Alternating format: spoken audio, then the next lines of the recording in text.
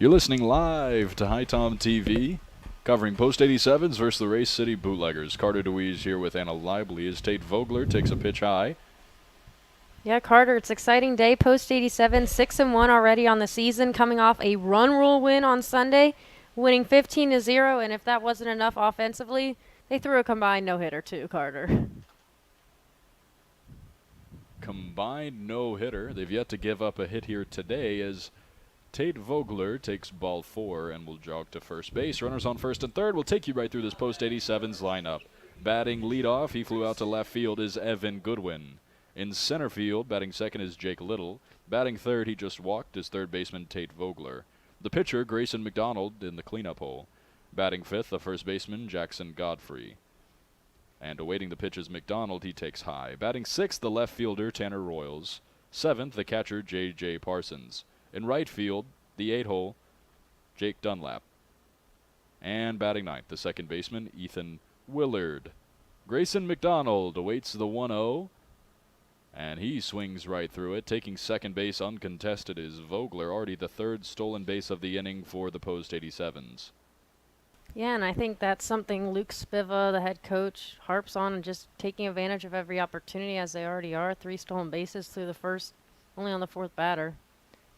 That's about as good as you can ask for to put 2 in scoring position now with only 1 down. Certainly, as pitcher Justin Willis sends a breaking ball high. The count is 2-1. The pitcher McDonald in the right-handed batter's box awaits the pitch from Willis. Outside, 3-1. 1 down here in the bottom of the first inning. In the top of the first, the Race City Bootleggers did not register a hit, but had a 1 base runner that they left on. That was Joe Cavallaro. As the 3-1 is delivered, this one popped up. The pitcher, Willis, chasing after it. Also, the third baseman, Starnes, will glove it. And there are 2 down here in the bottom of the first. Yeah, not what you want to see, a pop-up in foul ground, let alone with 2 on in scoring position with only 1 down, so that can't advance the runners. I know Luke Spiva. I'm sure Grayson wish he could have that pitch back. Jackson Godfrey, the first baseman, steps up to the plate. He's in the 5-hole tonight. The lefty awaits the pitch from Willis. It's outside, 1-0. On defense for the Race City Bootleggers, at third base is Starnes, shortstop Cavallaro, second base Chelan, and at first base is Tolson. As Willis's pitch is way inside, narrowly misses the knee of Jackson Godfrey. In the outfield from left to right is McCloskey, Rosengrant, and Hillman. And catching the pitches from Willis is Ball. We'll give you more about them when they're up to bat. Jackson Godfrey out of Northwest Guilford High School. Only one on the team of the Post 87s. A lot from neighboring areas. And a couple teammates here and there too. From Trinity High School, primarily from Ethan Willard, Jake Little, and George Griffiths. And even Brody Little, because the brothers. And he takes ball 4 outside. The bases are now loaded for Tanner Royals, the left fielder. Yeah, one thing I've seen so far, Carter, other than Goodwin swinging at the second pitch, he saw it fly out to left. The other 4 batters for the Post 87s this inning have been pretty patient, all seeing a couple pitches, getting the handle of the different pitches Willis throws. The pitch to Royals is popped foul on the right side. Yeah, patient approach from these batters, seeing Willis for the first time. These Bootleggers coming in from out of town. And the bases are loaded for Tanner Royals, the left fielder, with his first at bat in this game. He's batting 6th tonight. He awaits the pitch from Willis. Inside breaking ball. Royals out of Guilford College as one of the only players on the team there. Royals awaits the 1-1. Willis kicks and fires. This one swung on and grounded to the shortstop, Cavallaro. He slings it across the mound, and he's safe. That scores 2 as Tate Vogler scampers home. Yeah, I mean, you thought Cavallaro might have a little bit more of a rush and energy to get to that play with the speed that Royals seem to have in the 6-hole spot. But nonetheless, nice infield single. But really what counted there was Vogler going on the pitch and scoring from second on that infield single to shortstop. It's what you love to see as a coach. Yeah, it's pretty rare that you'll see a 2-run infield single, but that will be Tanner Royals credited with 2 RBI on that play. So now J.J. Parsons, the catcher, steps up to the plate. Post 87's up 2-0 here in the bottom of the first inning. He takes strike 1 on the lower inside corner. Carter, J.J. Parsons, one of the players from the All-Star game that we were able to call last week that we hosted at Finch Field alongside fellow teammate Tate Vogler, who batted earlier this inning. Parsons grounds one foul, 0-2. Yeah, it was a great All-Star game here last week. MVP Kyler Baxter, not present for the Post 87s here tonight, but we've seen him in action for this squad, most of them just graduating high school. Parsons awaiting the 0-2 from Willis. Breaking ball just a little bit high, 1-2. Yeah, J.J. Parsons, one of the players from Southwest Guilford High School alongside Graham Sutherland, and Trevor Waters as well. Nice to have some teammates on both the high school team and the Post 87s. The 1-2 to Parsons is outside, even count. I'm sure it's an interesting component to go between the two different teams, so it's always nice to have a couple friendly faces on both sides, in both uniforms rather. Definitely, especially for Parsons, a catcher, being able to build that chemistry with the pitchers. He awaits the 2-2. It's inside. He's run the count full. Runners on first and second with a full count and 2 outs. We will see them take off as soon as this pitch comes in from Willis. Already 3 stolen bases for the HiToms this inning, and some heads-up base running from Tate Vogler. The 3-2.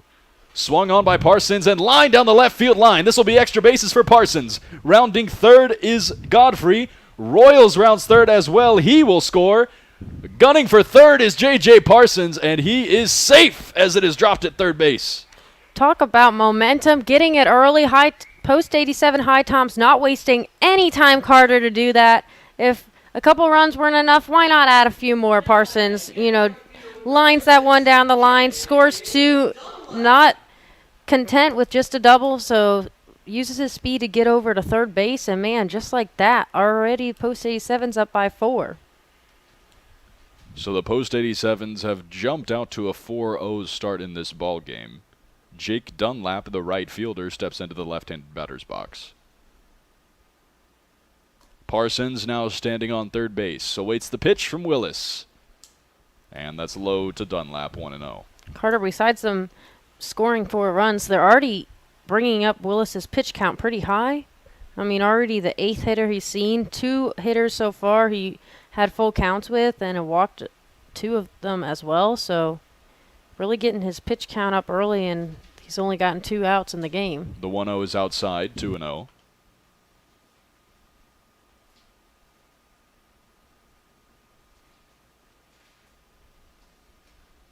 These bootleggers do not have a deep bench tonight. The 2-0 is swung on. Fly ball, left field, hooking foul. It is foul. Unable to get to it is McCloskey, the left fielder. And the count will be 2-1. Yeah, they only have 2 people on the bench compared to 5 for the Post 87, so not a ton of room for a lot of pitching changes throughout the game, so they're going to have to ride Willis for at least a couple innings.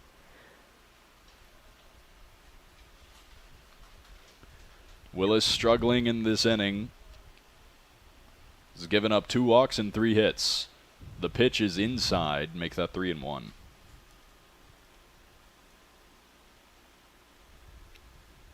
Jake Dunlap is out of High Point Christian Academy.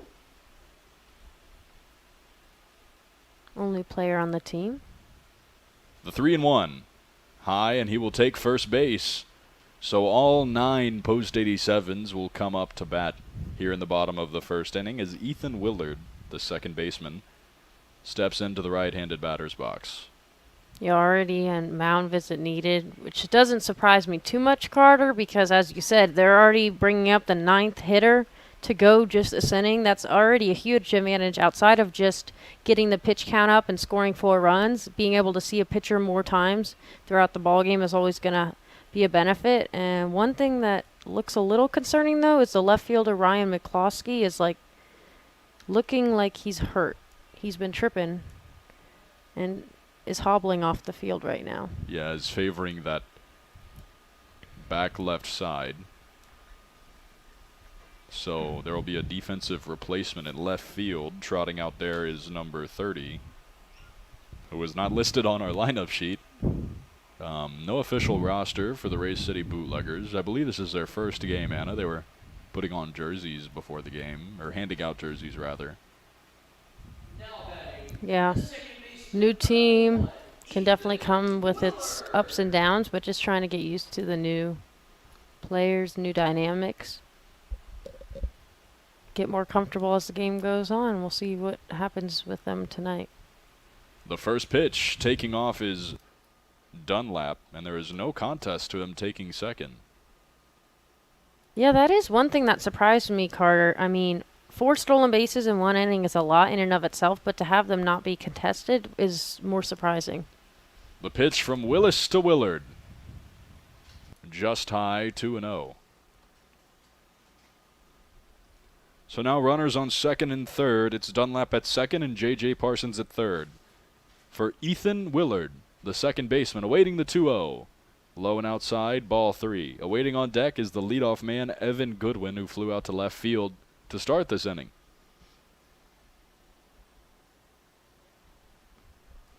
Ethan Willard looking to give him another crack at it. He awaits the 3-0. Low and outside, ball 4.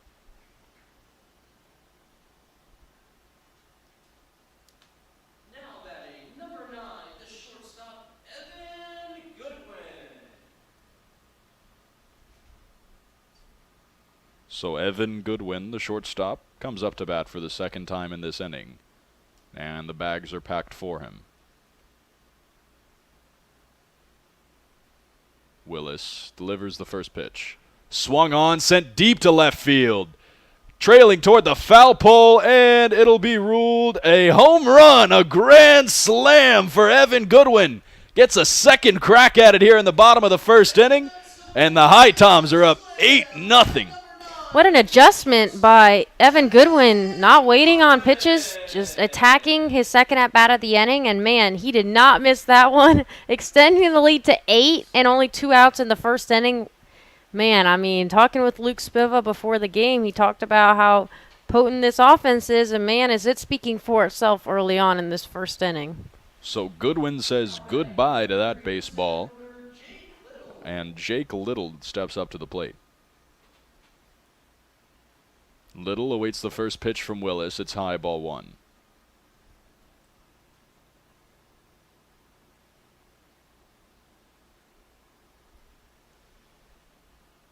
The 1-0. Low, 2-0.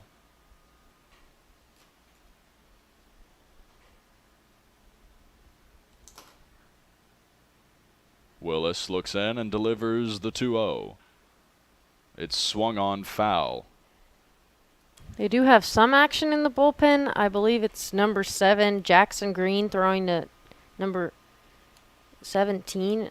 So might try to bring in one of those guys, but, I mean, there's a lot of innings to go in this ballgame. Willis fires the 2-1 in there, even count.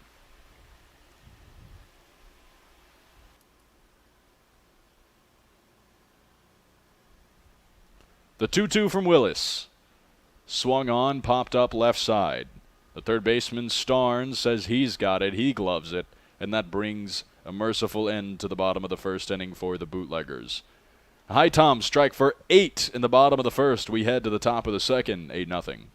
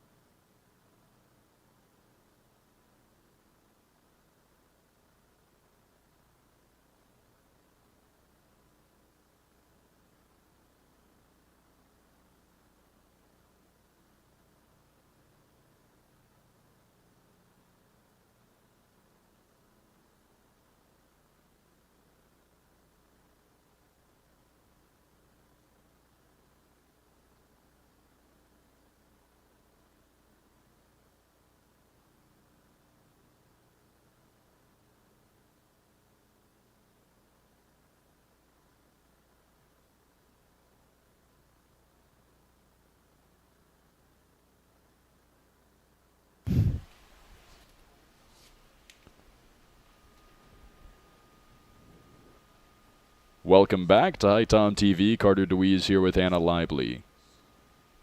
Pitching for the HiToms, Grayson McDonald. He fires in a first pitch strike. And a relatively clean first inning. Ryan Clark, listed as EH tonight. Yes, EH. Takes ball one on the inside.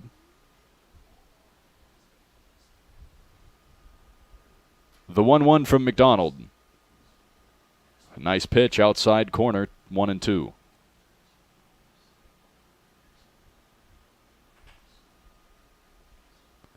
The 1-2 from McDonald. He brings it and just misses high, even count.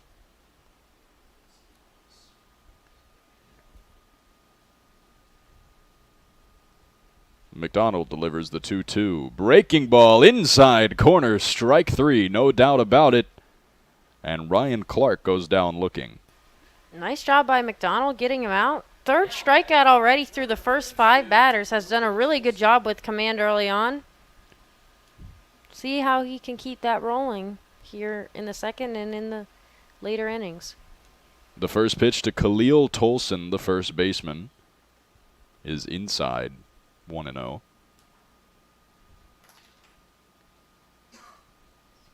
McDonald fires. Swung on, chopped left side. Tolson losing his balance on the swing, and that one's foul. 0-2.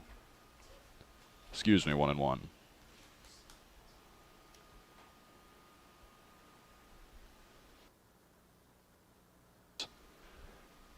This one swung on, sent to center field, trailing after it is Little. He gloves it and sends it back into the infield, 1 out.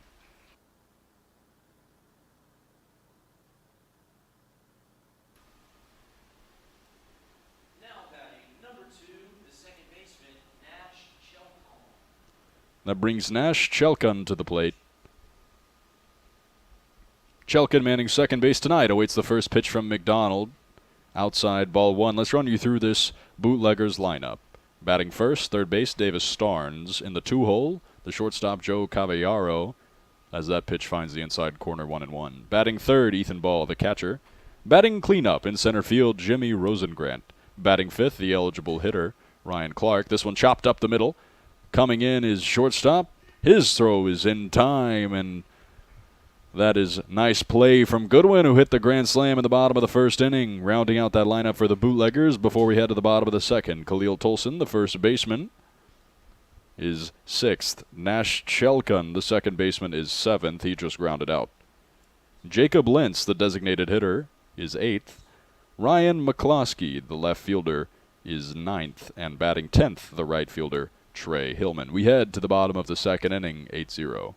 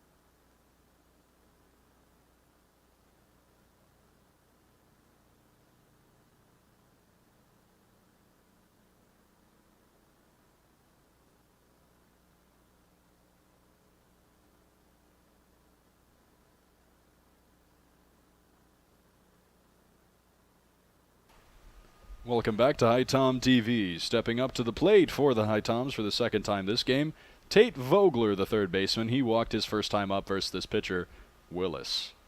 He swings and misses at the first pitch.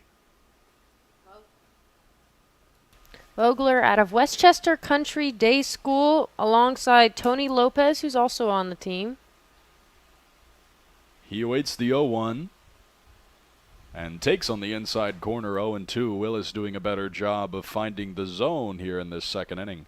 Justin Willis, number 11, on the mound tonight for the Bootleggers. Had a rough first inning, but back out there for the second. He brings the 0-2 way outside with a breaking ball, 1-2. Yeah, I mean, if he's able to limit this offense and see what his offense can do, that'll always be good signs. But nonetheless, at least improve steadily from his first frame that he struggled on going through 11 hitters. The 1-2 swung on, driven to right field by Vogler. Moving back on it is the center fielder, Rosengren. And he's got it just in front of the wall. No, he drops it. Oh, it was a routine play in front of the wall, but he drops it, and Vogler has 3 bases. A 3-base error from the center fielder, Rosengren. It looked like he had that right in his glove, Anna.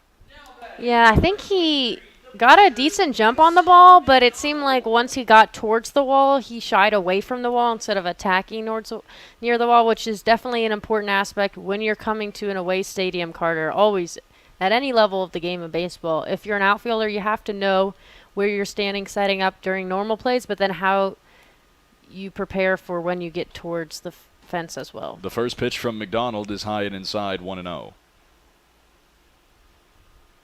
So now Tate Vogler standing on third base after the 3-base error from the center fielder Rosengren. Inside, ball 2. Yeah, and that's tough to start the inning off. Trying to have a clean slate after that tough first inning for the pitcher Willis, so see how he rebounds. This one swung on and fouled back, 2-1. I think one of the other bad aspects of the play, Rosengren seemed like he was trying to catch the ball at an angle versus trying to camp out and get under the ball, which they try to teach outfielders. Always makes a play easier for sure. McDonald awaits the 2-1 and fires it way outside. The catcher trotting home easily is McDonald, and the score is 9-0. That'll be charged a wild pitch to Willis. Threw it out of range of his catcher ball. Well, at least Willis has a clean slate now. Try to get back in rhythm, see what he can do now after that error, since that run won't be charged to him. Fires the 3-1 to McDonald. Swung on, popped up left side. Moving back is the shortstop Cavallaro in the first cut of the infield grass. He makes the catch. Outfield grass, I should say. And 1 down here in the bottom of the second. The first baseman, number 24, Jackson Godfrey. Brings up Jackson Godfrey, the first baseman. He walked his first time up.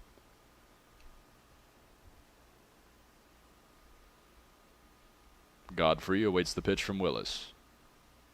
Willis brings the first pitch, outside corner, 0-1. Yeah, he was one of 4 post-87 hitters to walk in the first inning. Always a tough thing when you have a lot of free passes. Came back to hurt him. The 0-1 swung on and missed, 0-2. Since all 4 of the players that did walk last inning, Carter scored, which we've talked about in the past on the flip side for other teams like the HiToms. But regardless of who's pitching, always free passes are killers. The 0-2 is popped up. Moving under it is the right fielder Starnes. He makes the catch in the foul territory, dirt in front of the third base dugout. 2 outs. Number 7, the left fielder, Tanner Roy.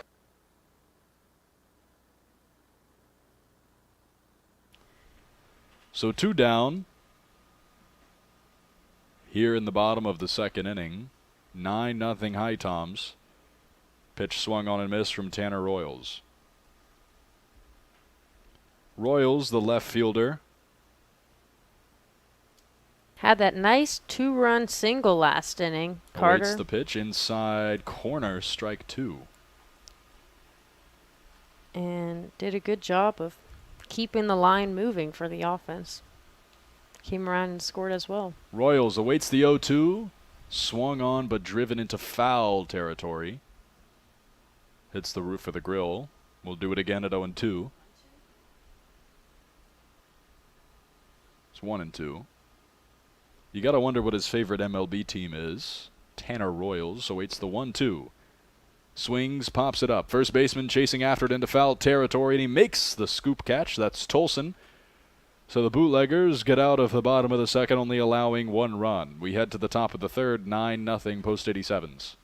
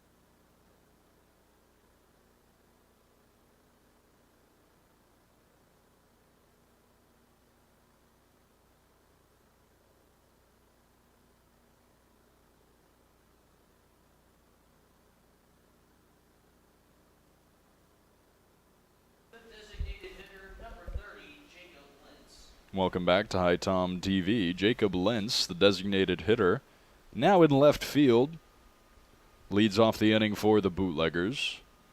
Still on the mound for the HiToms is McDonald. The first pitch, swing and a miss, strike 1.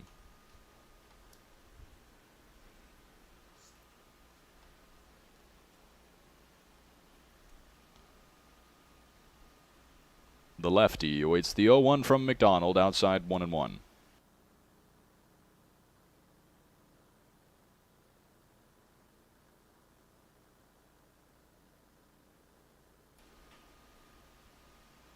The 1-1 finds that lower half of the zone, 1-2 for McDonald. And now McDonald will look for a put-away pitch on the designated hitter, now in left field, I should say, Jacob Lentz. The 1-2. Breaking ball, grounded back to the pitcher, but he loses it. Now the second baseman comes over. Willard throws to Godfrey, and it gets away from him. Godfrey now firing to short, where goodness, Lentz is dead to rights. He's out by a mile.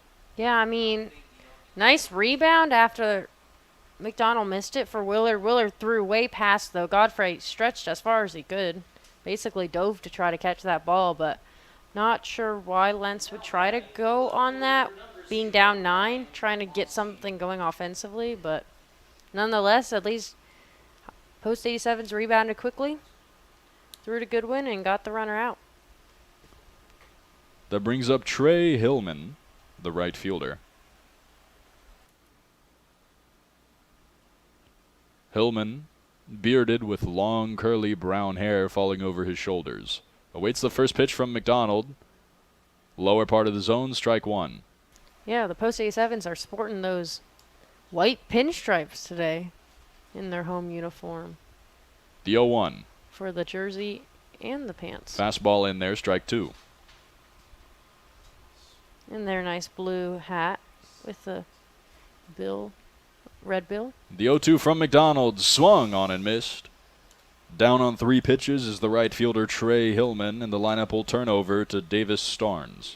Nice 4th strikeout of the evening, wasting no time. 1, 2, 3 strikes in a row. Get him with a nice off-speed pitch. 2 down already. Working quickly, McDonald already in his 3rd frame. still not allowed a hit. McDonald kicks and fires inside ball 1. Couldn't bring that breaking ball back over the zone. McDonald looking into his catcher Parsons. Fires the 1-0. That fastball misses outside, 2-0. Nice weather here tonight in Thomasville at historic Finch Field, Carter. High 70s. The 2-0 swung on a miss, 2-1. Yeah, and it's a beautiful night. 78 degrees. Can't ask for much more for nice weather on a Wednesday evening in June. The 2-1 breaking ball outside, 3-1. Yeah, interesting that wind is coming in from left field. Any balls hit out there might have trouble getting out. Except for that grand slam, of course. Ball 4 is low. And trotting to first base will be Davis Starnes. That brings up Joe Cavallaro, who aside from Starnes has been the only base runner for the Bootleggers tonight. Yeah, first walk given up on the evening. Cavallaro reaching in the first from the hit by pitch.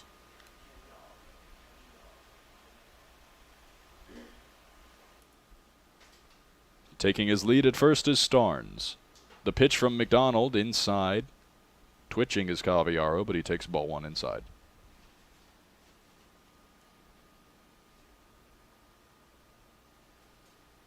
You got the shadows creeping in on the infield. Rays of sunlight between home plate and the mound. The 1-0 fastball outside corner, 1-1. Good pitch. Yeah, a little bit of shadows in the outfield as well. Left fielder Royals in it a little bit, and also the right fielder Dunlap a little out there in center. Sun fully shining. McDonald firing back to first. He's safe. Diving back in is Davis Starnes. But shadows fully encircling home plate and mostly the mound, so shouldn't play too much of a role there, I wouldn't think. The 1-1. Outside corner, 1-2. Another good fastball from Grayson McDonald.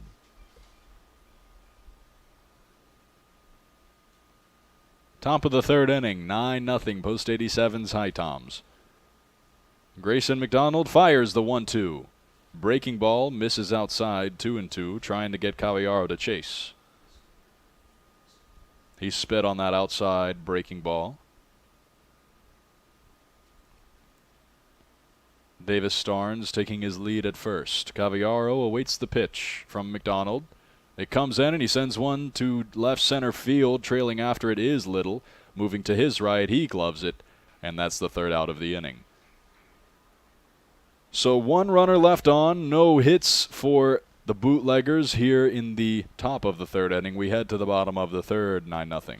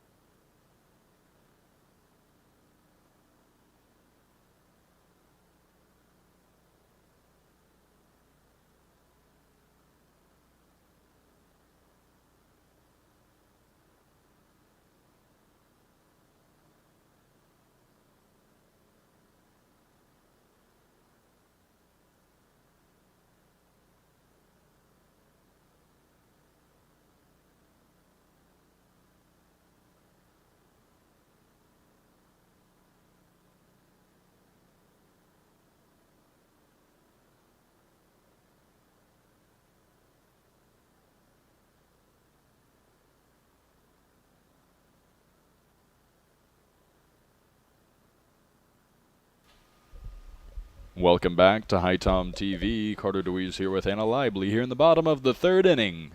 Post 87 HiToms up 9-0, thanks to the efforts of a grand slam from Evan Goodwin. J.J. Parsons steps into the right-handed batter's box. He had a 2 RBI triple his last time up. He's also gotten in on the fun tonight. Yeah, he raked that ball into left field on the line, past the left fielder McClaskey, and man, did he not miss that one, speeding around the bases to score more. He swings at the 1-0 pitch from Willis, reaches for a breaking ball low, and pops this one up to center field.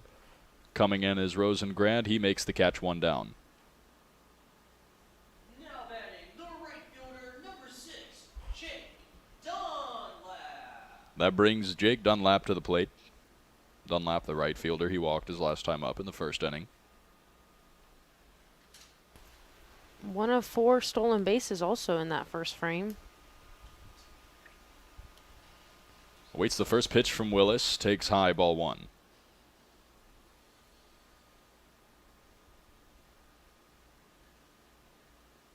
Dunlap with a patient approach so far tonight. Awaits the pitch from Willis. Chops a breaking ball foul. 1-1. Interesting, no longer any action in the Bootlegger bullpen. Willis, you know, he's gotten back on track. Justin Willis. Anna, you know, he was really struggling there in that first inning, but in that second inning, the only run came from an error as he delivers the 1-1 outside 2-1. And, you know, he's looked relatively good outside of that first inning. These Bootleggers just starting, he might have been a little rattled. Yeah, I mean, he faced the 11 hitters in that first frame, but last inning he only faced 4. Would have been 3 up, 3 down, but just had that error, so didn't give up any hits there. The 2-1 swung on, sent to center field. That one dropping in front of the center fielder, Rosengrant. And a 1-out single for Jake Dunlap. Now batting, the second. Ethan Willard steps into the batter's box. He also walked his last time up. Now with Dunlap on first. You got to think he's stealing again, probably. Yeah, it's been a green light for every HiTom runner tonight, and there hasn't been any throw down to second. Firing back to first is Willis, looking to keep Dunlap in check. Maybe he's trying to keep a better eye on him after last time he was on the bases. But that's the bonus of bringing up 11 in that first frame, because it's already just the third, and they've already gone through the lineup twice. Fastball tailing inside, ball 1. Yeah, you wonder if Ethan Ball, the catcher, doesn't normally play in that position. Yeah, he sort of, at least in the stolen bases in the first, looked a little unprepared for them. Ball 2 inside. He's setting up pretty normal, though, so he doesn't seem like he's expecting a steal, but we'll see if that changes. Dunlap takes his lead off first. Willis looking into his catcher ball, fires. Strike on the inside corner, 1-2. 2-2, I should say. Or 2-1.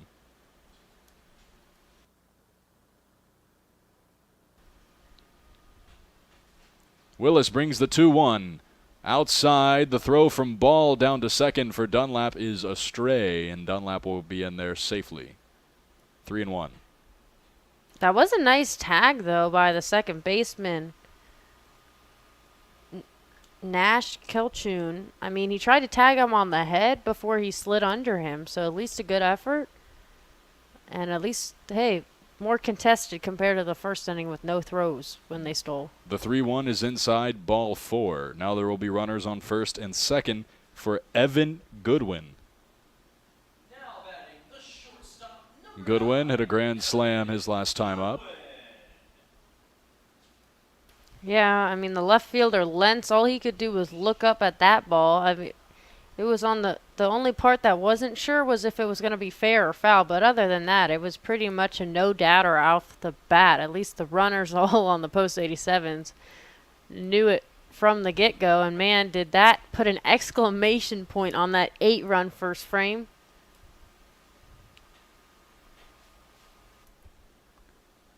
Goodwin already with 4 RBI on the night. Awaits the pitch from Willis with runners on first and second. That's inside, ball 1. You'd have to think, Carter, that he's trying to pitch around him a little bit more after that grand slam, but at the same time, they don't have a free base to put him with 2 on and only 1 down. The 1-0. Double steal. Dunlap taking off. Good throw into third base, and ball throws out. Dunlap trying to take third. That changes the situation for the HiToms. Instead of 1 out with runners on first and second, now 2 outs with a runner on second. Yeah, nice adjustment made by Ball. Had a really nice dart over there. Just allowed Starnes to put the tag on the foot of Dunlap right before he got there. The 1-1 finds the outside corner 1 and 2. And as you said, changes the scenario. Instead of third and second 1 down, only runner on second with 2 down. The 1-2. Single into left field. Rounding third base is Willard, and he will score another RBI from Evan Goodwin. Yeah, man, did he put on the Jets there. Willard was all gas, no brakes on that play. Lentz playing deeper in left field, just didn't really have a shot to get him out. Nice job by Goodwin with 2 strikes, getting another base knock to extend the lead. Jake Little up to bat. Swung on and fouled back.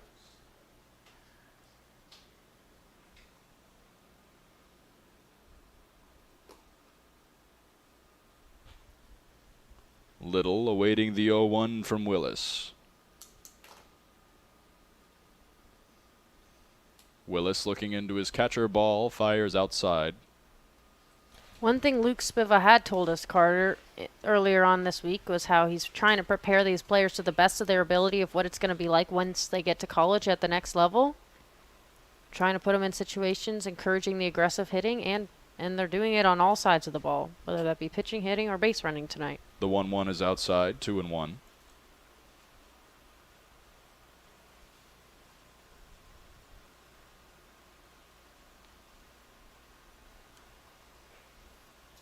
Two and one also outside, 3-1. Willis struggling with command on that fastball. Goodwin on first base. Jake Little in a 3-1 count with 2 down here in the bottom of the 3rd inning. Little awaits the pitch. Outside, ball 4. Now batting, the third baseman. And that's been the toughest part of the evening for Justin Willis. 6 walks on the night with only getting 8 batters out so far, and that's just killing it. Got the bullpen up and running yet again, so we'll see how many more batters he faces, but potential for another double steal. Vogler takes a pitch on the outside corner, 0-1. With the speed that they have on the bases with Goodwin and Little. Little already stole 2 bases in the first. So be on a lookout to see if they are aggressive again here. The 0-1, outside 1-1. That's a good point. I'll be curious to see how they're running after that assist from Ball, throwing out Dunlap at third base. Before that, right, there was no contest on any of the stolen bases. That's changed, as Vogler awaits the 1-1 from Willis with runners on first and second. Backdoor breaking ball falls off and is low. 2-1. A nice job with that breaking ball. We haven't seen that too much out of Willis so far, but just misses in the river area on the outside part of the plate. But if he can incorporate that a little bit more, might find a little bit more success with making these post-87 hitters guess a little bit. The 2-1 to Vogler, swung on and popped up on the right side. Trailing after it is the first baseman, and that will land right next to the HiTom dugout. So a foul ball. Tolson unable to get to that one, 2-2. So 2-2 with 2 down and 2 on for the HiTom 87s. Vogler, the third baseman, has reached twice tonight, once on a walk, once on an error from the center fielder Rosengrant. Crowding the plate, he awaits the 2-2. Breaking ball swung on, fouled back. We'll do it again. Vogler steps out of the box, takes a practice swing, and wanders back in. Runners take their lead from first and second. Willis looking into his catcher ball. He has his pitch, and he turns and fires. Vogler takes ball 3 outside. Yeah, third full count from Willis on the evening. Really doing a nice job patience-wise with these hitters. Not chasing the breaking ball, but waiting to find what pitch they're hunting. So we're going to see these runners take off on a 3-2 count with 2 down. The pitch to Vogler hits him in the right shin, and he will take first base. So the bases are loaded for Grayson McDonald.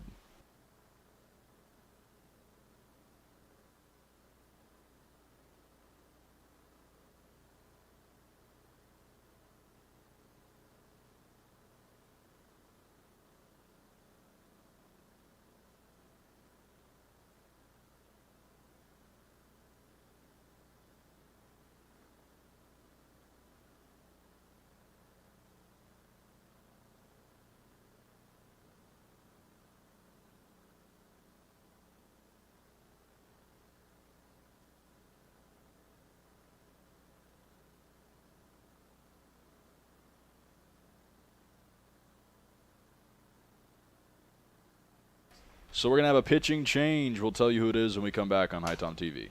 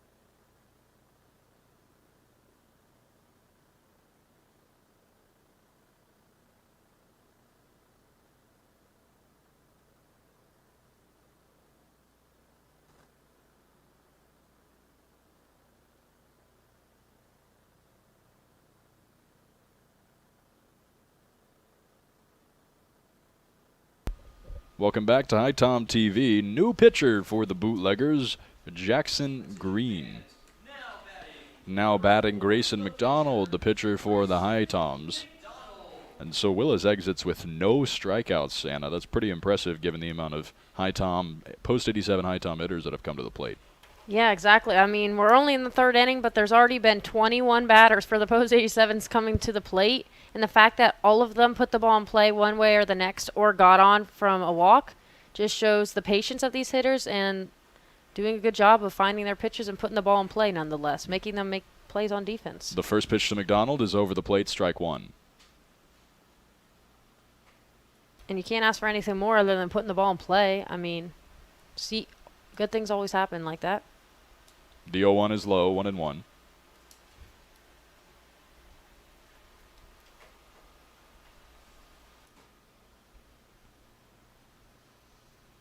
These HiTom hitters have put a lot of pressure on that Bootlegger defense. Here's the 1-1. Low, 2-1. Yeah, they've done it in a few different ways, whether that be ground balls, getting on with walks, then try to steal, or just base hit singles or the grand slam by Goodwin. They've done it in a variety of ways so far, finding a mix and match of them all, proven to be successful. The 2-1 swung on, sent to deep right center field. Chasing after it is the right fielder Hillman. He has room in front of the right field wall. And the HiToms leave the bases loaded in the bottom of the third inning. Jackson Green comes in and gets the Bootleggers out of a jam. We head to the top of the fourth inning, 10-0 post-87 HiToms.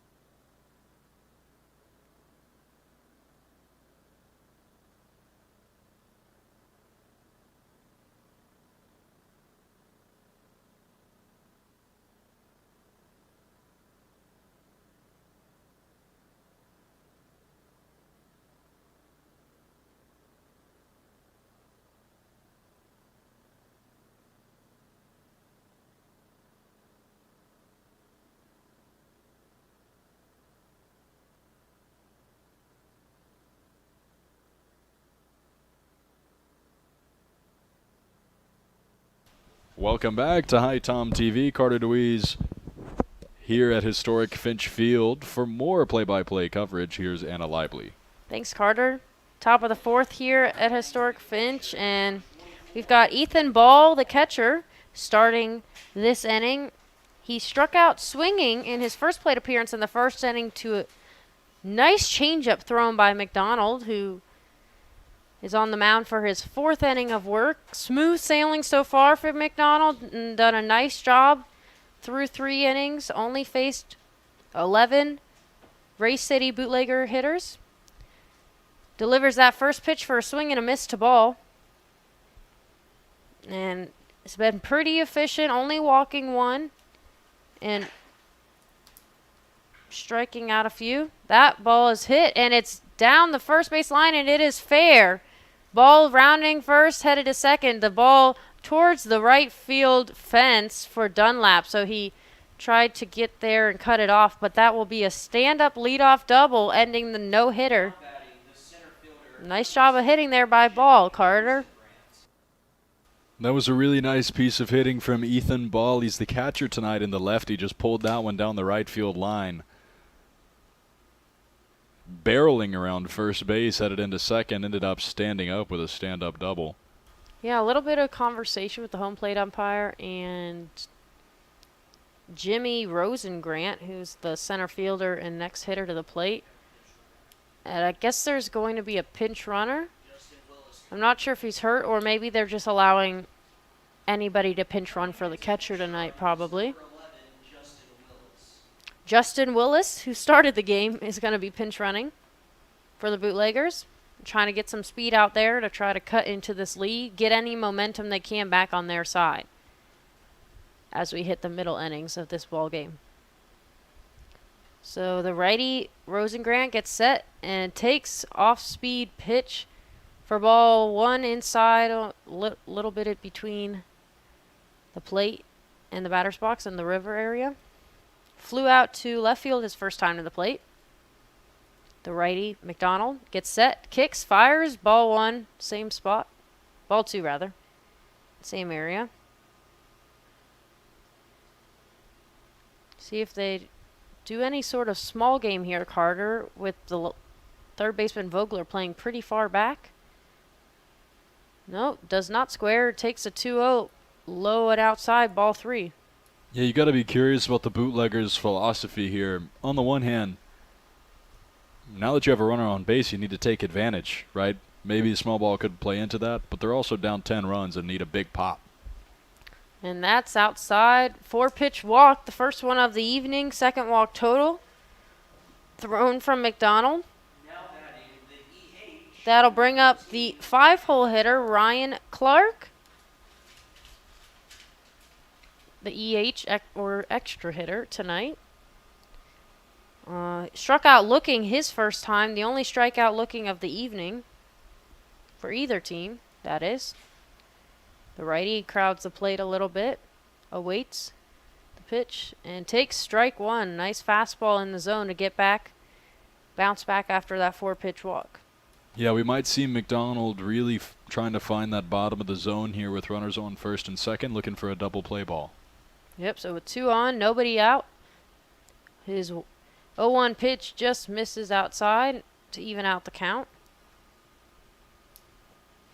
Clark looking to see how he can advance the runners one way or the next with the Bootleggers down by a big number, and hits that ground ball to the third baseman. Vogler throws to second to first. A 5-4-3 nice double play. Talk about what you wanted with the low pitches in the zone. Carter got exactly what he wanted to turn over on that ground ball. Pretty routine double play, and just like that, from runners on first and second with nobody out, only runner on third with 2 down. Yeah, that was a nice job from Vogler to start that double play, and a pretty good turn at second base from Willard, who's manning second base tonight. Just took that ball and spun on it, sending it over to the first baseman, Godfrey. Easy does it, 5-4-3. So that brings up Khalil Tolson, the first baseman, who takes strike 1 called. Flew out to the center fielder Little in his only other appearance in the second inning. 0-1 pitch from McDonald is in there. Fastball, strike 2. Pounding the heart of the zone. He didn't like that first pitch he gave out to begin this inning. Maybe it's firing him up a little bit more, but nonetheless, throwing out the heat. Tolson gets set. The 0-2 pitch. Check swing. Did he go? No. The field umpire says he did not. The catcher, Parsons, had already started walking off the field a little bit. But we'll give Tolson another pitch. So it's 1-2 the count now. New life. Ball at third base. 1-2 just outside in the river. 2-2 brings the count even. Shadows no longer a part of the game tonight. Fully clear and got the nice light shining on Finch Field. 2-2 pitch is hit hot and down the third base line into the outfield. That'll allow ball to trot home, and a nice RBI base hit single by Tolson to bring in the first Bootleggers run of the evening. Nice job after going down 2 strikes. Had that extra bit of life with the check swing called a ball with 0-2 count, and he did not waste his opportunity. Carter made the most of it, found a way to get a run up across the board. Yeah, Anna, that really wasn't a hard-hit ball, but like you said in reference to the HiToms, when you put the ball in play, good things can happen. That a soft liner that just found some room in the outfield. Yep, so that brings up Nash Chelkin, who takes strike 1. Grounded out to shortstop, his first plate appearance in the second inning. McDonald delivers way outside for a ball. Not too big of a lead. Off first base by Tolson.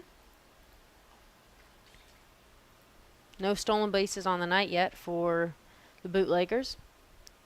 The 1-1. Nice off speed inside. Swing and a miss. Attacking Chelkin is McDonald and gets ahead in the count 1-2 now. Chelkin gets waiting on the pitch. And checks his swing, but he did not go around. 2-2 now. Nice off-speed pitch to see if he would chase. Thrown by McDonald, but he did not. So, with 2 down and runner on first base, McDonald checks in on Tolson. Fires the 2-2 pitch just high for ball 3. His first full count of the evening. Been pretty consistent with getting batters out earlier on in the count. But the 3-2 now here. And that ball out of Chelkin is hit high. And that will be out of play behind home plate into the seats with fans in them. So we'll do the 3-2 again. This time with Tolson being on the move with 2 down as well.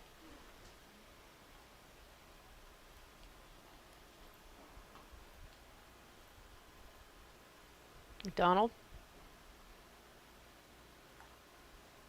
gets set. Fires the 3-2 pitch, a ground ball, easy play to Vogler, who throws over to the first for out number 3. So Bootleggers grab 1, but McDonald rebounds to get the rest of the hitters out, and we head to the bottom of the 4th. HiToms leading by a lot.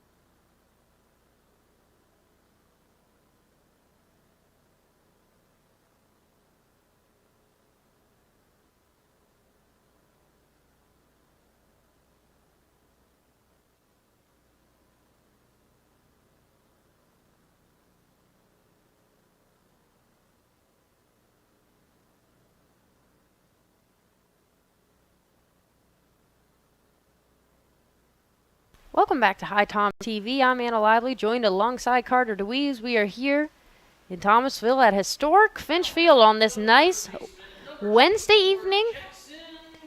Post 87 HiToms leading by 9 in the bottom of the 4th inning. Jackson Godfrey will step to the plate to lead off this frame. Jackson Green returning, who came in with 2 outs in the last inning. Delivers ball 1 on the outside part of the plate. Godfrey walked and scored in the first and popped up to the third baseman in the second.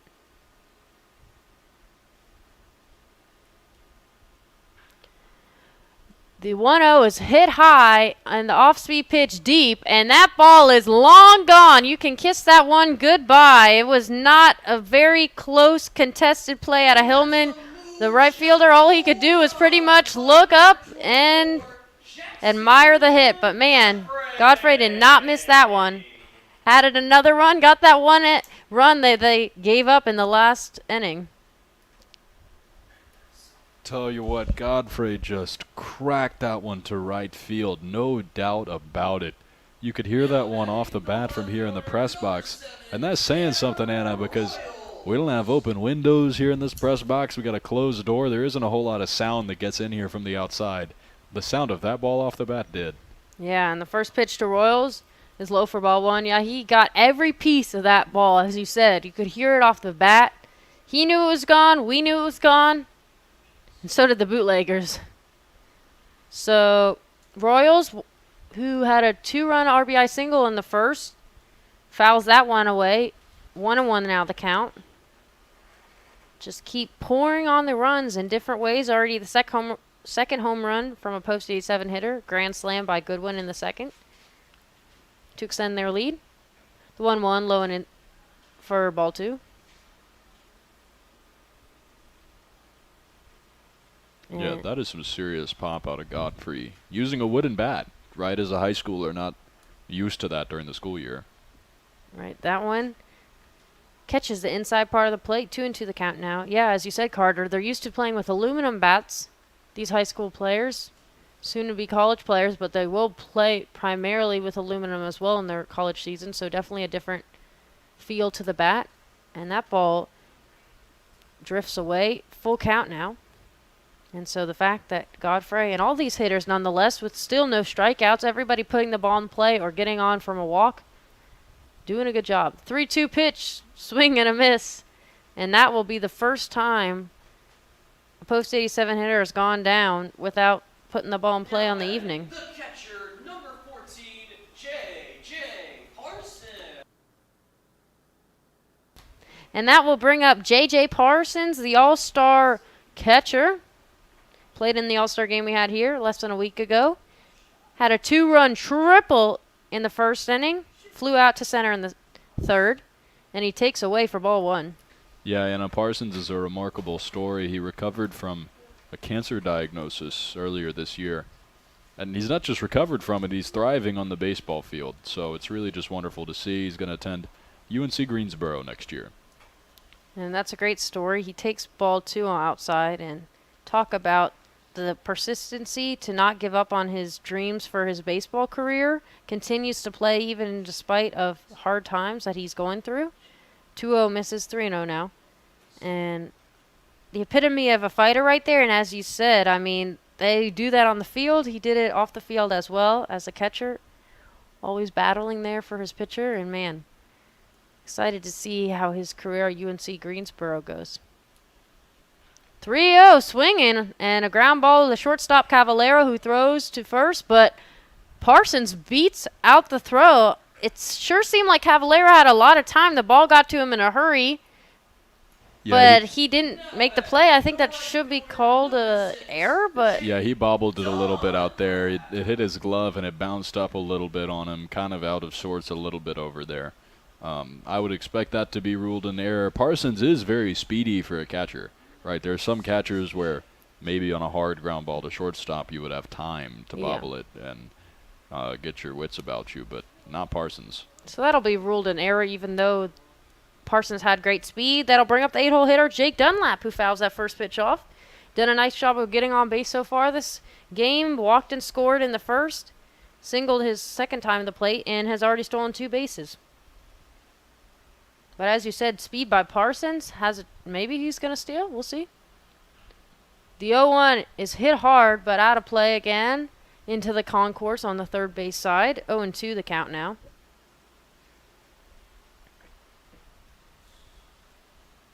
Getting a few more balls after a lot of hitters have from the post 87s have been fouling it off this inning. Bootlegger total defense playing pretty straight away for their respective positions. The 0-2 pitch is high and inside, nearly hits the helmet of Dunlap, who had to get out in a hurry. So 1-2 the count now. Jackson Green, second pitcher for the Bootleggers on the evening, replaced Willis, who pitched the first 2 innings in 2/3. The 1-2 delivery is fouled away again, but Dunlap to stay alive, but Parsons was going on the pitch. We'll look to see if he does that again. I wouldn't be surprised if he does, Carter. Yeah, me neither. It's interesting to see this is the first full inning of work out of Green. Given up 1 run, gotten 1 out here in this inning. But did a good job coming in that bottom of the 3rd and taking care of Grayson McDonald. Yeah, he did have a good ground ball, too. Just error by the bobble. 1-2 outside and a high. 2-2 now. So he's definitely has been more consistent other than that moonshot homer out of Godfrey. Hasn't allowed any walks, which was a struggle for his prior teammate Willis, who had 7 walks in the less than 3 frames. So the 2-2 is hit, and a nice base hit single to the left fielder, and right fielder rather, and that'll put 2 on with only 1 down. Finding ways to get on, as we talked about already. Already a second single of the evening for Dunlap, and we're only in the 4th. Nice clean base hit for Dunlap there. Just a simple line drive. That's all you can ask for, right over the head of the second baseman, Nash Chelkin.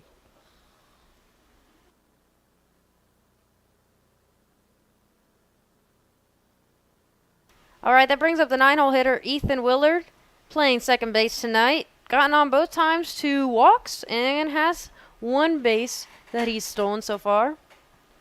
Takes low and away, ball 1.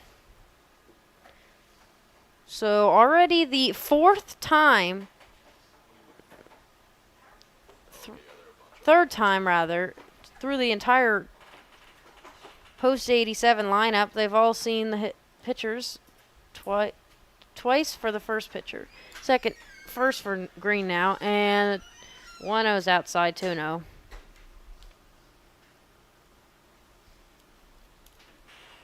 Parsons at second, Dunlap at first. The 2-0 pitch is hit high, hit deep, but has enough room for the left fielder Lentz. Parsons unable to tag up, and that'll bring up Evan Goodwin, the leadoff hitter, with 2 down. Yeah, that was a pretty well-hit ball from Willard to left field. Trailing back on it was Lentz. Lentz nearly missed having to go up on that hill in left field. We've seen that lead to some unpredictability for these fielders.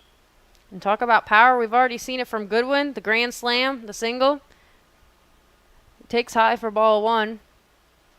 He has 5 runs batted in already. 5 of the 11 runs for the More- HiToms. More runs batted in than innings pitched so far. Wow. That's something you don't see many times. Takes ball 2.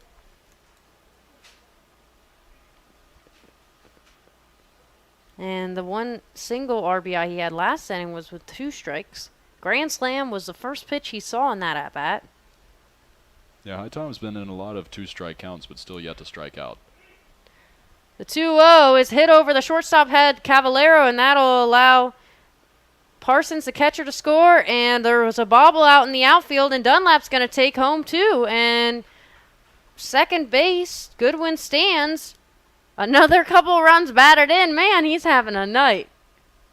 He sure is, Anna, and through 4 at-bats, he's only a triple away from the cycle with 7 runs batted in out of the 13 for the HiToms. Have yourself a night, Evan Goodwin. Man. I mean, Luke Spivak's got to be all smiles out of Evan Goodwin, the shortstop tonight, just pounding the ball every which way. I mean, there's a lot of game left. There's a chance he could hit that cycle, Carter. Don't count it out. But nonetheless, it'll bring up the 2-hole hitter, Jake Little, playing center field tonight. The righty takes inside for ball 1. Had a single, 2 stolen bases in the first inning, popped up in his second at-bat, and in his third he walked. So a little bit of everything. Already on his 4th at-bat here in the 4th inning. Yeah. 1-0 inside, 2-0 now. Yeah, already the 7th hitter that Green's faced this inning in his first full inning of work. No players getting in the bullpen for the Bootleggers, so riding Green all the way. 2-0, nice fastball in the zone for strike 1. You know, as a new team, getting used to the new players, got to allow them to try to work out of jams early on, which will make them, you know, be more comfortable in those pressure situations later on in this summer. 2-1 is fouled away. 2-2 the count now. So, Little waits the 2-2 as Goodwin stands at second base. Pretty big lead. Chokun, the second baseman, is shading a little over. 2-2, nice breaking ball, but just misses in the river. Full count now. Second full count throwing for the pitcher, Jackson Green. So 3-2 pitch. Goodwin will be going on the pitch. And check swing fouled away. We'll do it again. Little shaking his head as he walks away from the batter's box on that one. Looked like he thought he saw a pitch he wanted. Maybe he was expecting a breaking ball that would come back over the plate. Instead, it was a fastball that ran in on his hands. He checked his swing and made contact, and we'll do it again. Yep. Staying alive, and he checked that swing, but he did not go. Ball 4. Second walk of the evening for Little. Now batting the That'll bring up the 3-hole hitter, Tate Vogler, manning third base tonight, who also played in the All-Star game alongside Parsons last week. 2 walks on the evening and scored on a error to center field in the second inning. First pitch he sees is a big swing and a miss out of a fastball from Green. 8th hitter of the inning. Relentless post 87s are of the pitchers for the Bootleggers. And that ball is hit high, but under it is the center fielder who just catches it weirdly. But nonetheless, the third out is recorded, and we head to the 5th inning. Post 87 HiToms leading 13-1.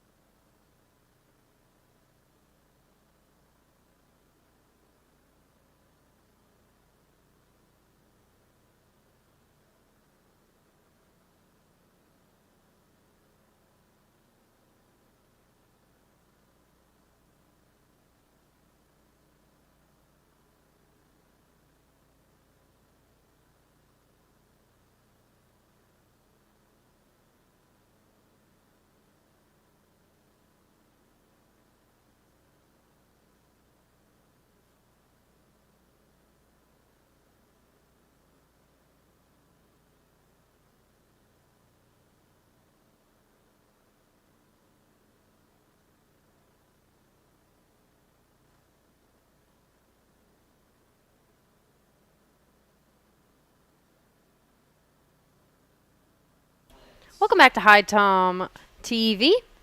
We're in the top of the 5th frame here at Finch Field now. Grayson McDonald still on the mound, only giving up the 1 run so far in the 4 frames he's pitched. Will face Jacob Lentz, the left fielder, to lead off the inning, who reached on an error his first time up, but was thrown out at second base. Takes the first pitch for a called strike 1. Tried to take second on the error past the first baseman Godfrey, but was thrown out. The lefty crowding the plate a little bit. We'll call time. McDonald kicks, fires the off-speed pitch, but just outside. 1-1 the count now. McDonald doing a good job of mixing his pitches so far. 1-1 inside and low. 2-1 the count now. Only allowing 2 hits through the first 4 frames. Good job of keeping these bootlegger hitters off balance. And he throws that 2-1 off speed, just low. 3-1 the count. Falling behind Lentz. 3-1, nice fastball, swing and a miss to bring the count full. His second full count of the evening. McDonald fires fouls away. We'll do the 3-2 pitch again. A little bit of action in the post 87 bullpen, but not too much. Just a few players walking out there. No pitching happening yet. Riding McDonald, cruising so far. 3-2 though, just misses. Ball 4, and that'll be the 3rd walk given up by McDonald of the game. Bring up the 9-hole hitter, Trey Hillman, playing right field tonight, who struck out swinging on 3 pitches in his first plate appearance. Hillman, though, tall stature and frame. See if they can get anything offensively going. The Bootleggers, that is, down by a big number so far in the 5th inning. McDonald checks in on the runner, Lentz. Sets, fires inside, strike 1. Catches the corner to get ahead in the count. Second at-bat for Hillman. And as he gets awaits the pitch, which is outside for ball 1. Second time through the lineup for all the hitters. Second time they're seeing McDonald. See if they can make any adjustments as they get ready to go through for the 3rd time. 1-1 fastball in the heart of the zone, strike 2.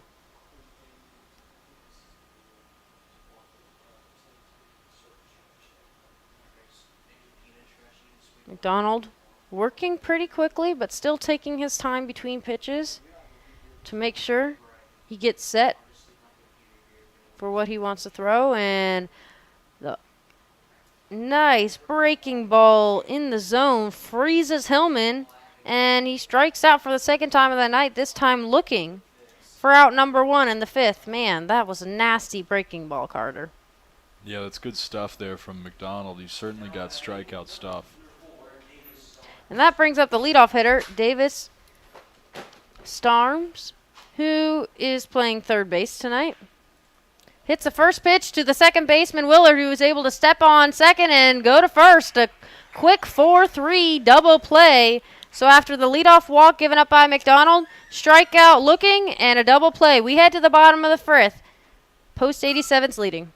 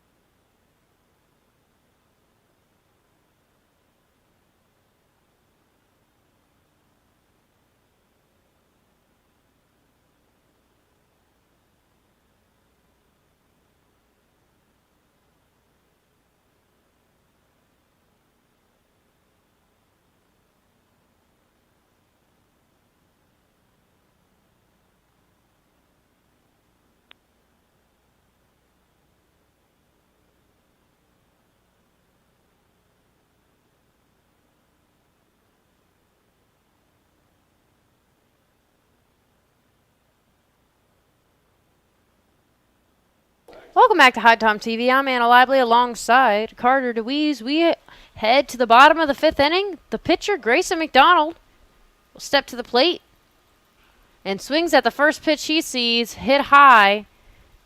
The second baseman does not see it, and neither does the center fielder, so it's going to drop about 4 feet behind the second baseman, Chelkum.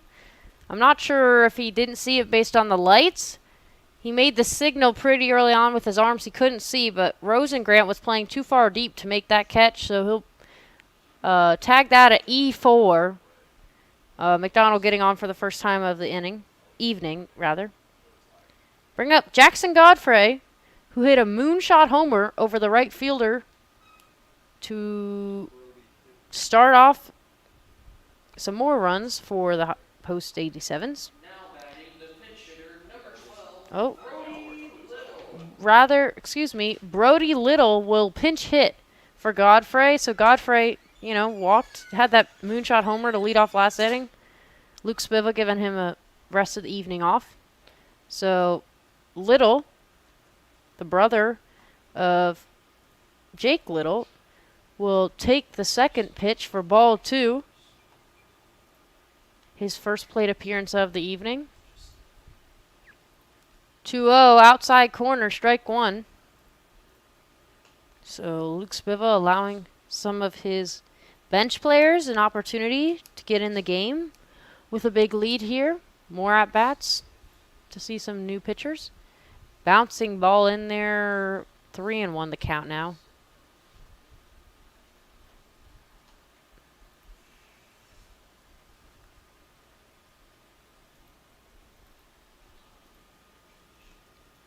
McDonald, small lead at first base. Green kicks, delivers, strike 2, outside corner, full count. Little crowding the plate in the right-handed batter's box, number 12. Awaits the 3-2 pitch from Green that misses for ball 4. So that'll put the first 2 base runners on in the 5th for the post 87s.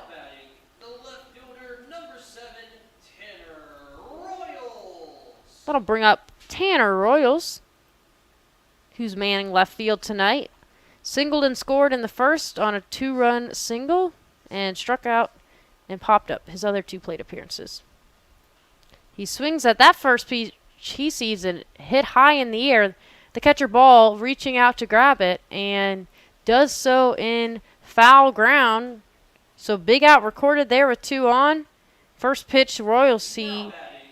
And that'll bring up J.J. Parsons, who got a triple on the evening, fly out, and scored after getting on due to an error last inning.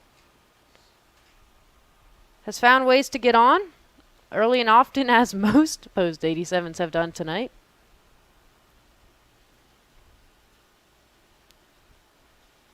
Takes blown away ball 1.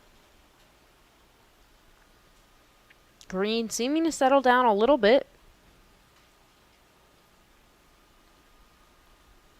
Already in a second-plus inning of work after coming in the with 1 out left in the 3rd. Parsons fouls that one away, 1-1 now. A little bit of action, though, in the Race City Bootleggers bullpen. A couple people from the post 87s walking over, so we'll see if we see a new pitcher in the 6th.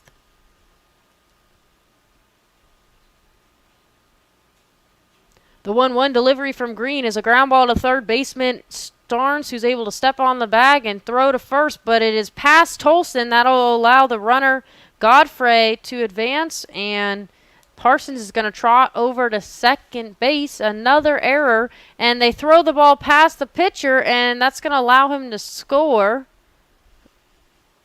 Add on another run, and we talked about the errors just killing any hope of Green getting in some sort of rhythm. Already like 3 this inning.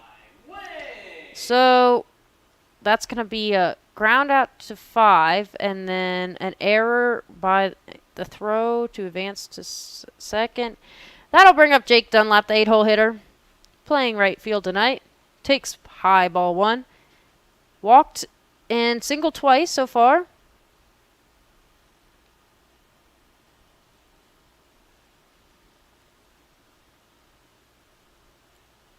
And that ball gets in the zone for strike one.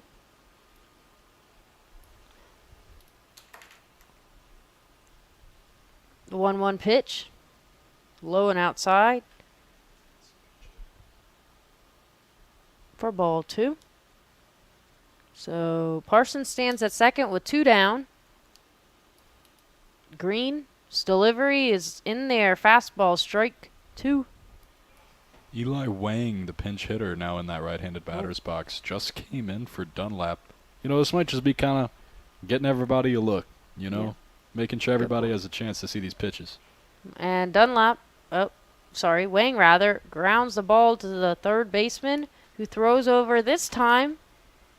A nice easy play for Tolson at first to catch, and we head to the 6th inning.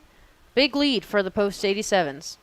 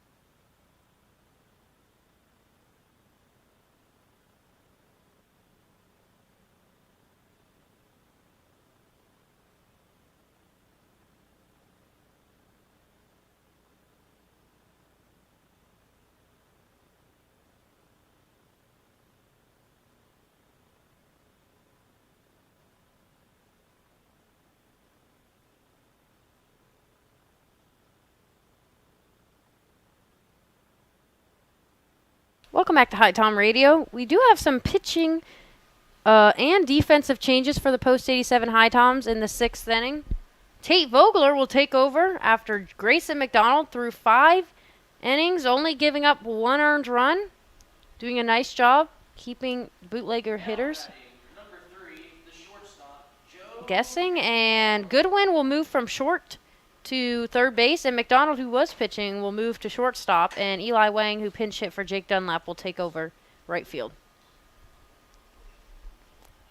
So Tate Vogler, who started the game at third base, will get a little bit of work on the mound with a big lead. Joe Cavallero, the shortstop, steps in the batter's box and fouls off that first pitch. He was hit by the first plate appearance he had in the first, and then flew out to the center fielder Little in the third.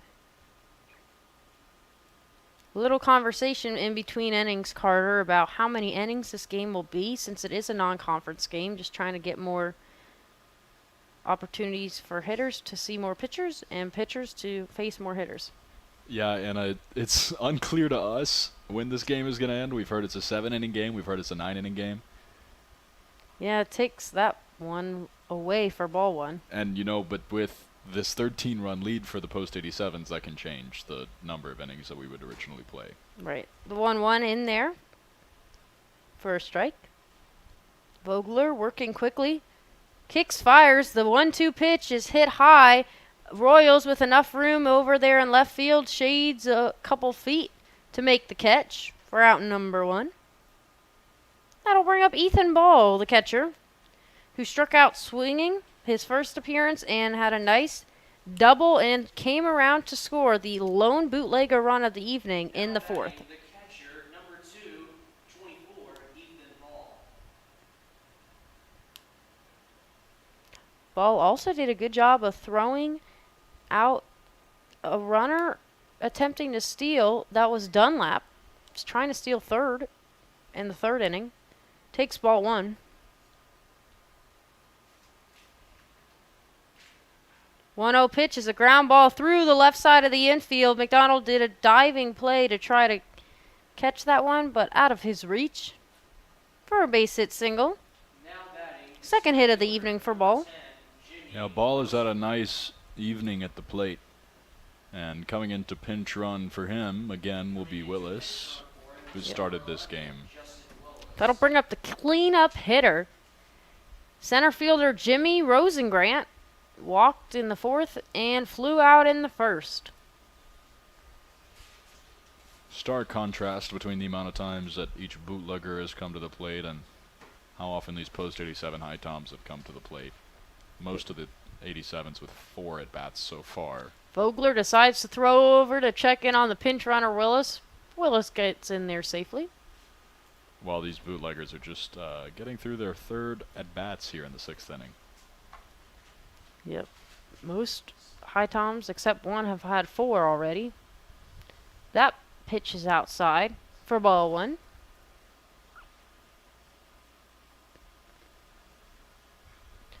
One-0 fouled away near the bootlegger dugout. Yeah, as you said, most of it's been post 87s have been cruising since that 1st inning with when they put up an 8 spot. McDonald able to settle in. 5 innings, 1 earned run. 1-1 pitch is hit high. The left fielder Royals ranges over to his right this time and catches for out number 2.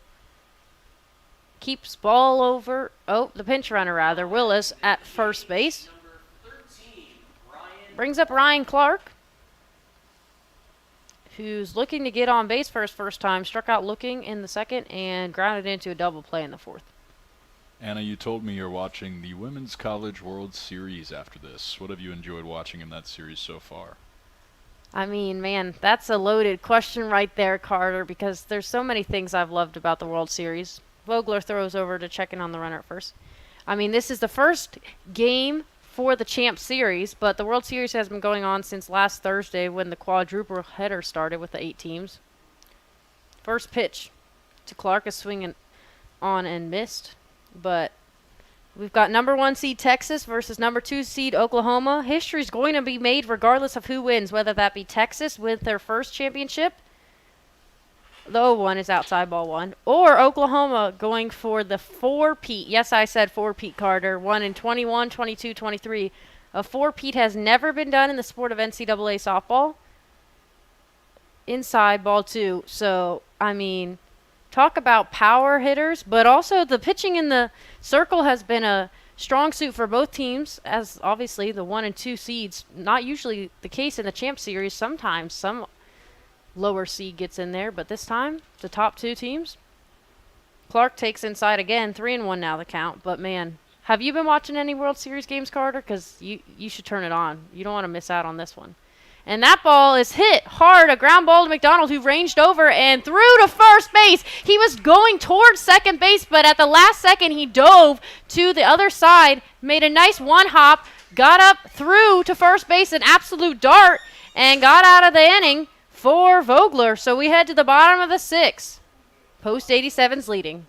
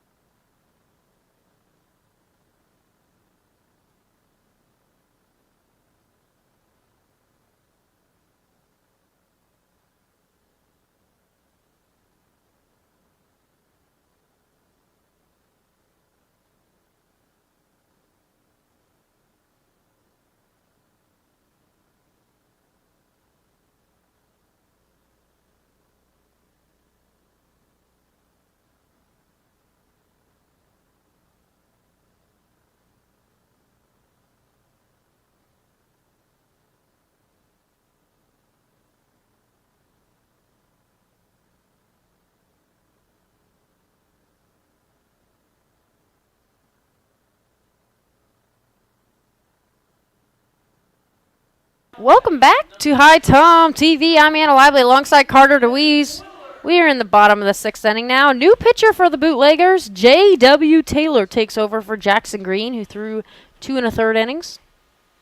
Ethan Willard, the 9-hole hitter, will lead off this inning and takes low for strike 1, though. He's walked twice, scored once, and flew out to the left fielder in his 3 plate appearances so far this evening. The 0-1 pitch from Taylor is low for ball 1. Yeah, Anna, Willard has shown really great discipline tonight, waiting on the right pitch. He's not yet found the right pitch to drive, but he's gotten on base twice from just using that discipline to get himself on base. See if that changes this at bat. Misses again, 2-1, but the patience there for sure. I mean, we talked about the World Series a little last inning. Have you been following it at all? I've been following it a little bit. You know, my sister is a student at UT Austin, so I'm pulling for her school to come through. That pitch is inside, 3-1 the count. Well, that's fun. I mean, hey, top of the notch softball program they've got there at Texas. They've got a lot of good programs. Volleyball. National champions they've won recently for volleyball. Right. 3-1, nice breaking ball for swing and a miss out of Willard to bring the count full. We'll see how their football team does now in the SEC. Now all of Texas's sports next year will be in the SEC. 2 of the SEC's new additions facing off, of course, in that World Series. And the 3-2 pitch is hit high, but again to the left fielder, Lentz, who has a lot of time to get under it for out number 1. Carter, you took the words right out of my mouth. I was just going to talk about that. It is for this evening and for the rest of the series. It will be a Big 12 matchup, but last time for both teams playing in the Big 12 softball, both teams have won the Big 12, primarily Oklahoma regular season, but this time Texas stole it from them. But last plus decade, dominance. So now going over the SEC. Evan Goodwin takes inside for ball 1. Yeah, I mean, speaking of that conference realignment, I mean, how do you think your Tar Heels are going to look in that new ACC? I mean, talking about maybe basketball, baseball, and softball, but, what is that new ACC going to be like next year with the addition of SMU, Berkeley, and Stanford? The 1-0 pitch is hit high and drops between the left fielder and the shortstop. Cavallero made a weird jumping He went for the motion. barehanded grab. Yeah, it sort of took me by surprise. But that'll be a base hit nonetheless. I mean, he did miss the cycle, Goodwin, but 4 hits on the night isn't too shabby, Carter. No, it's not shabby. I think you'll take that every time. He might wonder what he could have done in a 9-inning matchup. Yeah.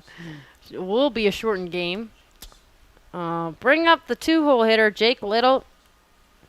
And, yes, talking about the ACC, I'm a little worried softball-wise because this powerhouse Stanford is coming into the conference. Little takes ball 1. And I don't know if you were watching, but Nyjah Kennedy, National Player of the Year this year, single-handedly brought Stanford on her back and brought them to the World Series semifinals, only 1 game away from making these champ series. Just were eliminated 2 days ago. Isn't she the one who threw 600 pitches or something in 3 days, 4 days? Yeah, I mean, she pitched every single pitch primarily in the World Series and NCAA tournament, that is. I'll tell you what, that is something that makes softball great, unique from baseball, is that just one player can just will a team. 100%. 2-0 pitch. Little hits just over the first baseman Tolson's head, and he was thinking too, but Coach Spiva told the runner prior to him, Goodwin, to stop at second base, so another single. You know, it's actually not Coach Spiva out there anymore at third base. Now the Is that a third base player? coach, yes, that's Jake Dunlap. Oh, well, So- that's fun, having some player coaches out there, but, I mean, Little wasn't prepared for the stop there. He fell down about halfway between first and second, but 2 on, only 1 down. Vogler up to the plate now, but, I mean, that's what I love about softball, as you said, Carter, because you can put a team on your back rather than baseball. It's got to be more of a pitching staff. If you can have 1 start, if you have 2 aces, man, you're set. But 1 ace even, you can ride pretty darn far. But Stanford will be the one I'm most worried about softball-wise. Vogler fouls the first pitch off. How about baseball? Baseball, Stanford is also a pretty good program baseball-wise. Not as much basketball, so I'm not too worried. UNC basketball better show up better than last year. I'll just leave it at that without me getting in too bad of a mood by their Sweet 16 exit that messed up my whole bracket. The 0-1 pitch is ball one. I would have won my Who'd they lose to? Alabama. Oh, right, Alabama, yeah. Yeah, that was not a happy night for me, but my brother, who's a fair weather Tar Heel fan and likes Alabama on certain sports, was a divided Why household does he that like evening. Alabama? The 1-1 pitch fouled away. I think he's been big into Alabama and Clemson the last 5 years. He's only 12, but since he's been little because of the dominance they've had in football. So then he's decided to change that to other sports as well. Sometimes just does it to get under my skin more so. But not Alabama's fault there. It was more so UNC freaking... Yeah, I'll just leave it at UNC blew that one, but they do have a nice incoming freshman 5-star recruit coming in and a couple nice transfer players that they brought into the program. So hopefully that'll replace the big man they're losing in Armando Baycott. Yeah, One of the always. greatest to play in the Tar Heel uniform. Wow. In his really? position. The look you gave me, I wasn't prepared for. In his position, Garner. I mean, the 1-2 pitch is hammered, and that ball is foul. Oh, just foul. Little has a glare towards the right field line. Yeah. I'll tell you what, he's up against some pretty big competition for players to wear a Tar Heel uniform. Yeah, I wouldn't say, for his position, I mean, he was a critical part in the gameplay. I mean, the rebounds, one of the top for the Tar Heels of all time, but... Well, he is legendary just for his presence on that UNC team that barely snuck into the tournament and knocked out Coach Mike Krzyzewski in his final game in the Final Four. Yeah. So I think, for me, that's like, that can make him, he can have kind of a legendary aura about him beyond maybe what his stats would say. Even though his stats were excellent, I mean, when you're talking about an all-time 5 for the Tar Heels, you have to have some pretty difficult conversations real quick. No, yeah, I agree. That pitch was called for strike 3 on the outside part of the plate, so Vogler goes down looking.